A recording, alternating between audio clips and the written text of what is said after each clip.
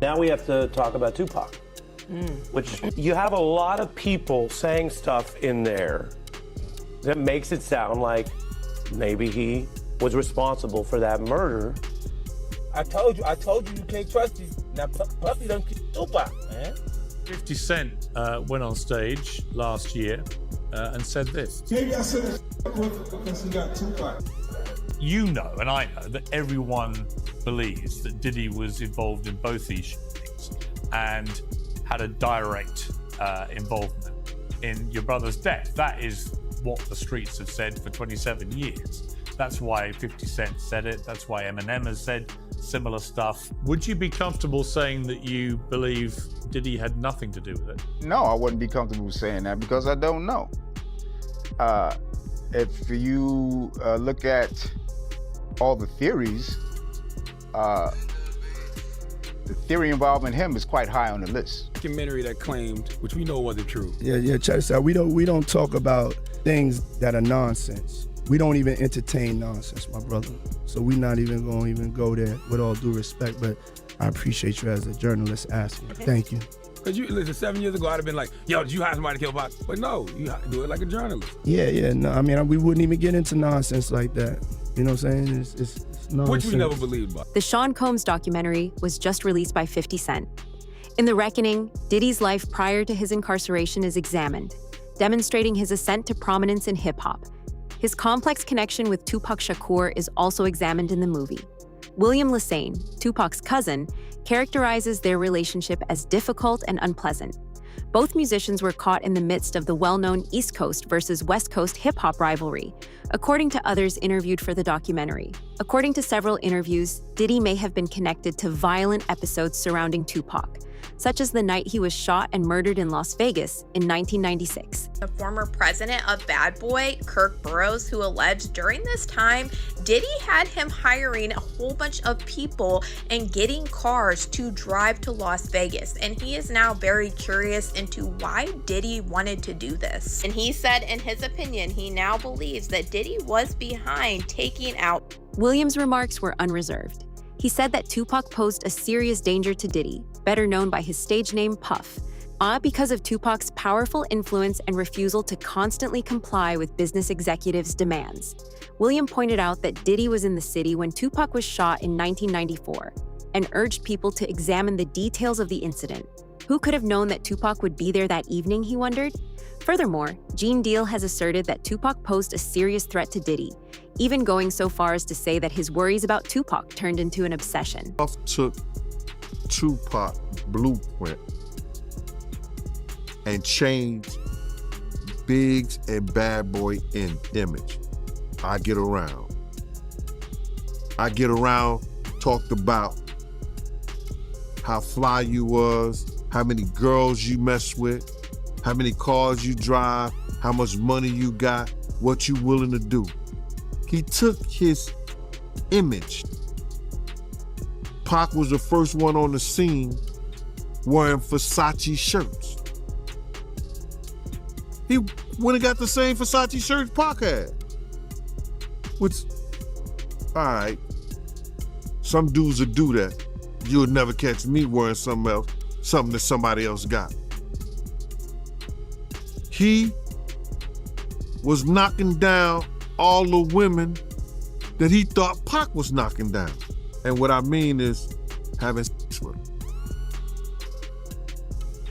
Why would you want to have sex with women you know for sure a dude that was once cool with you was dealing with? Tupac Shakur, Tupac's own brother, has also stressed the need of thoroughly looking into Diddy in relation to Tupac's death. In addition to Williams' remarks, he thinks that in order to eventually discover the truth about what transpired, every potential clue should be thoroughly investigated. Comments saying that you want to see how serious the Vegas PD is going to take this case. Because Keefe D is people that he name dropped that you want to see if they're going to investigate? Yeah, absolutely. That's why I'm curious to see how they plan to deal with the case, because he, in his own admissions, mentions other people. You know, are they going to say what happened to these people? Yes, Puffy being one of them. I don't know where that's going to lead, but I do believe there were accomplices. And I don't think all of them have been looked at. So, because over the years, it's a lot of years, amongst the family, we talk, we want to figure it out too. We thinking certain things too. So, we're waiting to see if we can trust this process. I feel like it's bigger because I haven't heard anything about that part of the story from the prosecutor's office. I haven't heard anything about Puffy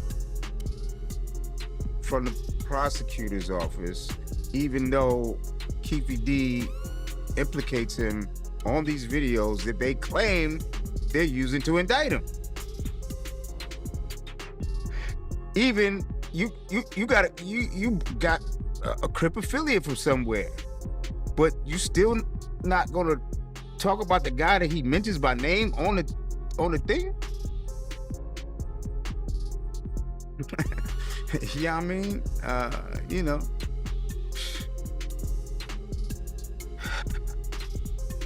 it's exhausting.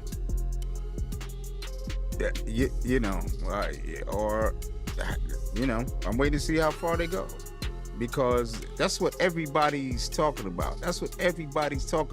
What about Puffy? So it would be weird that the prosecutor's office wouldn't know and address it.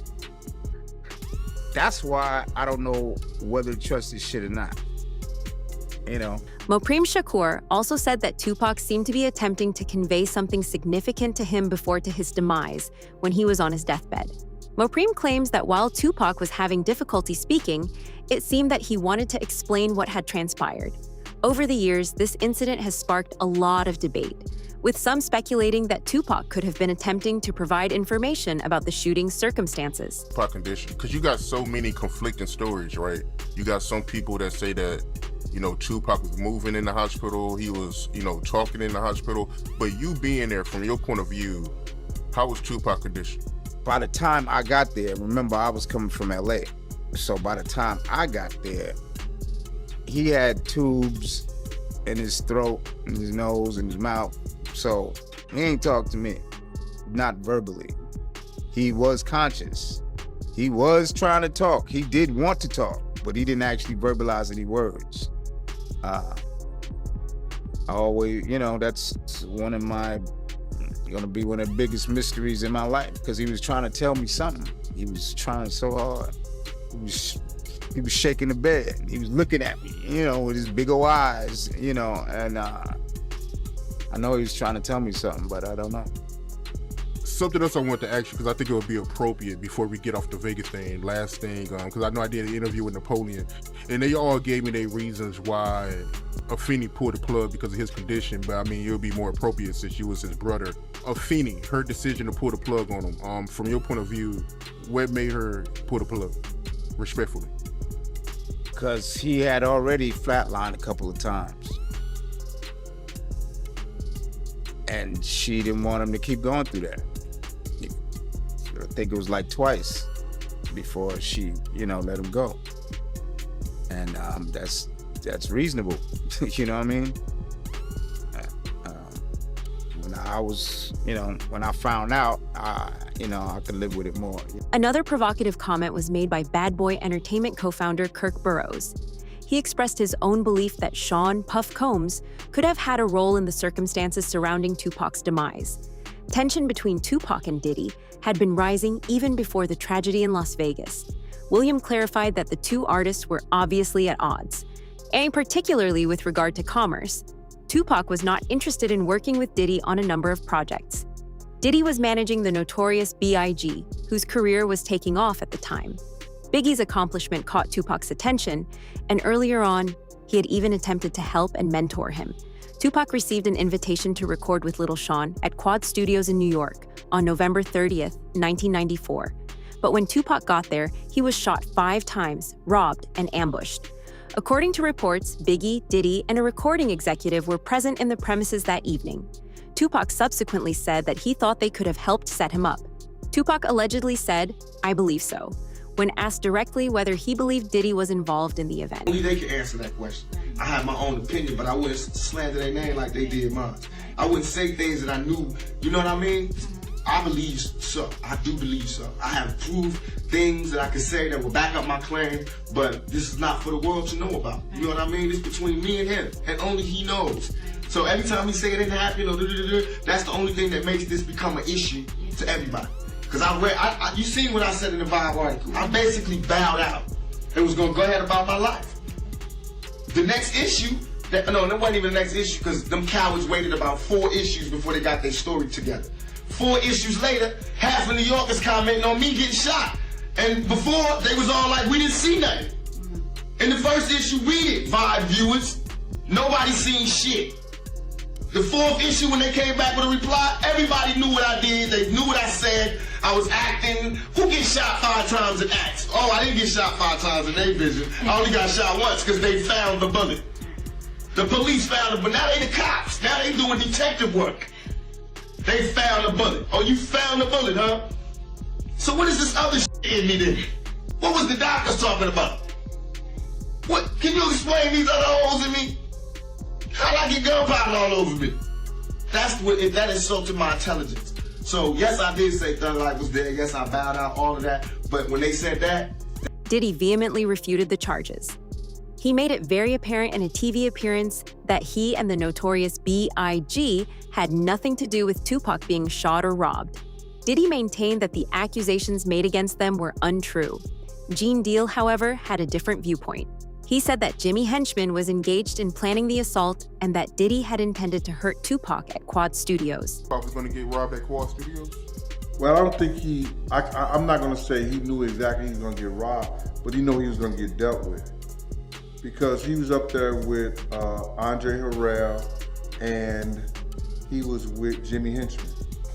And even though I think Pac may have owed Jimmy some money or he was being disrespectful with Jimmy, and Jimmy ain't the type of dude that you was gonna be disrespectful for because he had some real wolves. And Jimmy was about it himself. You know what I mean? So now, in that essence, Puff is up there in the office with him. They know they about to deal with Pac, you know what I'm saying?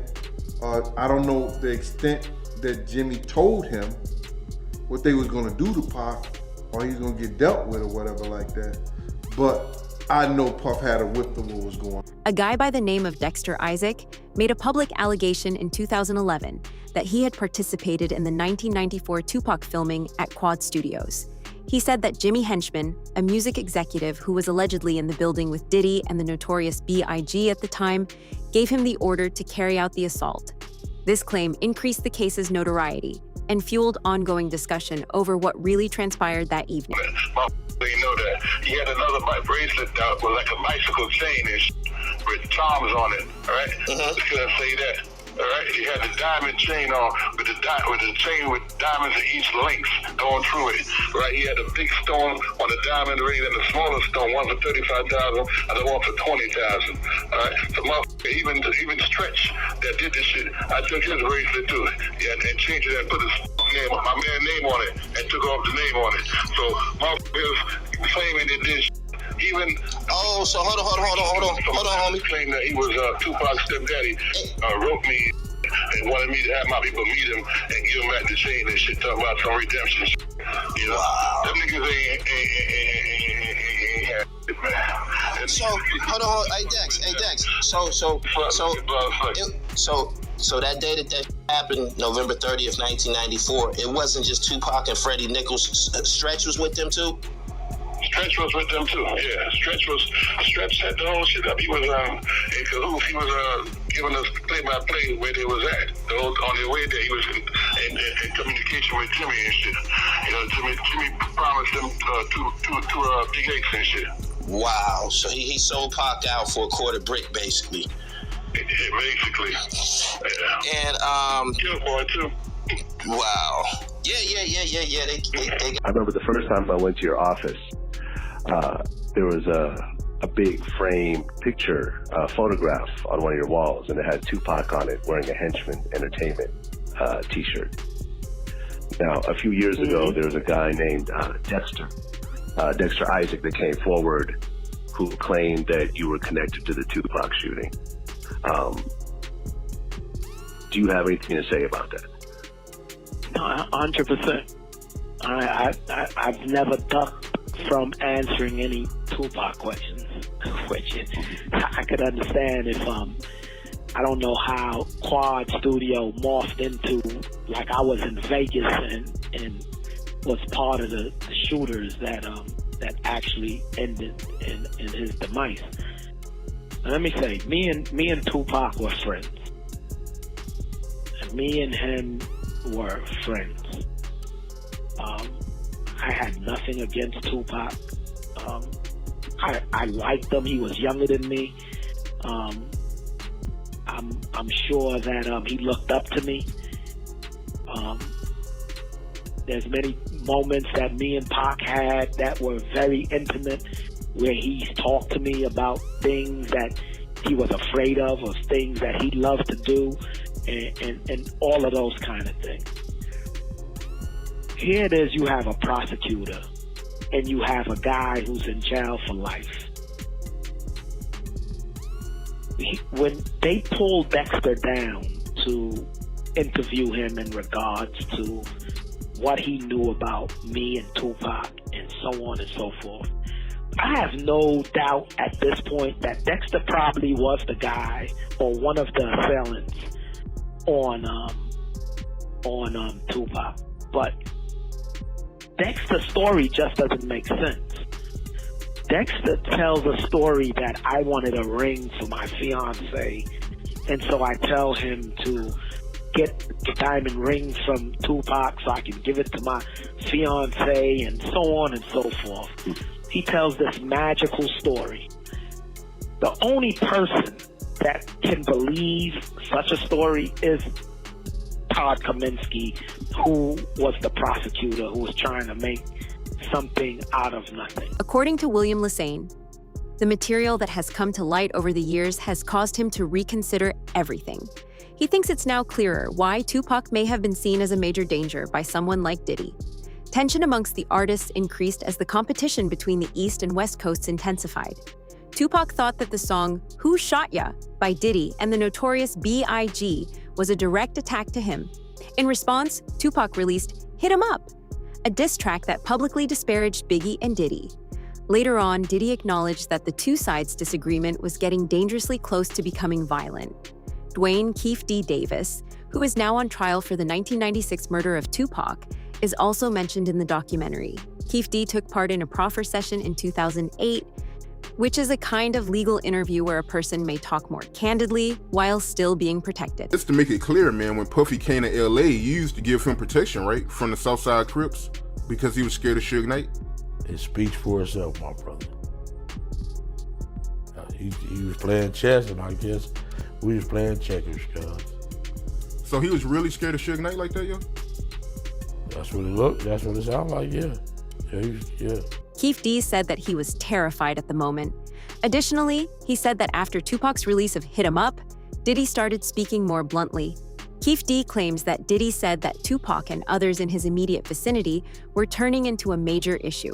Keefe D also reported to the police that Diddy allegedly promised Tupac and Suge Knight $1 million in exchange for harm. Said there was a story about a hit. Right. Can you talk about that? Yeah, so there's, let's see, Keefe D claims that there is this ongoing conversation. It happens on 3 different occasions. But most specifically when he and Puffy are at this place called Greenblatt's Deli on Sunset. And they're there, things have spiraled out of control. Puffy's really concerned about, the welfare of his safety. And he tells Keefe D, man, I just need you to take care of this situation with Suge and Tupac. It's out of control. Tupac's on vinyl talking about killing all of our kids when they grow up. And, it's just become this really serious conflict. And he says, I just need you to take care of him. And Keefe D's like, that's no problem. That's what we do. And so an agreement was made, according to Keefe D, for an amount of money. And they kind of just let it go at that point in time. But of course, Keefe D knows in the back of his mind, this is what Puffy wants done. And they all end up out in Las Vegas. Suge's out there. Well, before you say that, there's a couple things I want to talk about for Vegas. So when you say that Keefe got offered an amount of money, according to him, was there a dollar amount? Yeah, so there was a dollar amount. But I think that, you know, the nuances of this conversation are that, like, now I'll give you $1 million, whatever it takes. You know, it's like exaggerated speech. But of course, when we interview Keefe D, he's like, yeah, that's the agreed amount of $1 million.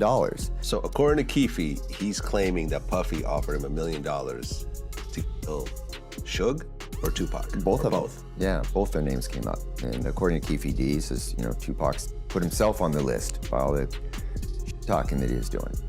But it was really about Suge, because it was Suge's muscle that Puffy was. Alongside these assertions, there have been persistent allegations that Diddy could have been involved in the circumstances surrounding the notorious B.I.G.'s demise.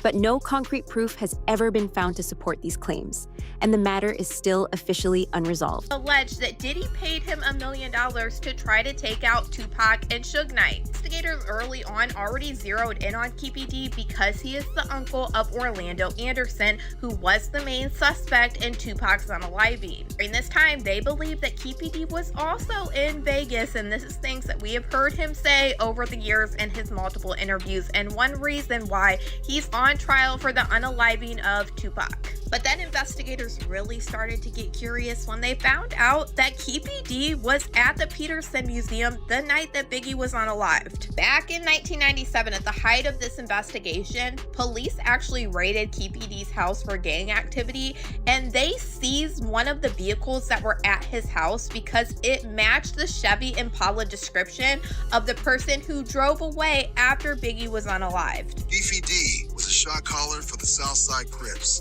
and the uncle of Orlando Anderson. It was determined that Keefe D had been in Las Vegas along with his nephew, Orlando, the night Tupac was shot. Additionally, Keefe D's name had come up in the original Biggie investigation when it was discovered that he was at the party at the Peterson and he had access to a Chevy Impala. After Tupac was shot, there was rumors on the street that Bad Boy Records owed the Southside Crips $1 million. After seizing Keefe D's vehicle and raiding his house for gang activity, this is when investigators would first try to question Keefe D if he had any involvement in Biggie's unaliving. And at this point in time, he really didn't talk, and he told them that they were barking up the wrong. Burroughs also brought attention to peculiar aspects of the night Tupac was shot in Las Vegas, pointing out that the gang had driven in different vehicles to the Mike Tyson fight only before to the assault. According to Keefe D, Diddy allegedly got in touch with him after the incident, seemed to be extremely happy, and promised to compensate him. Keefe D then claimed that the funds had never been received. Diddy has vehemently refuted any claims that he was involved in Tupac's demise. Additionally, according to Las Vegas police, he has never been formally named as a suspect in the case.